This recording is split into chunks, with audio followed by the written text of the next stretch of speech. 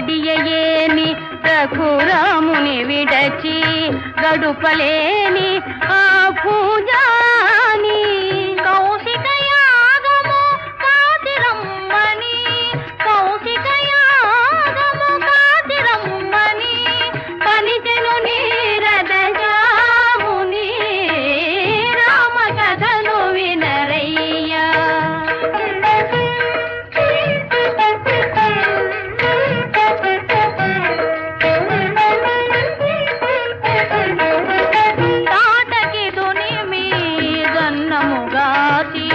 తపసుల Deevena తలదాసి జనకుని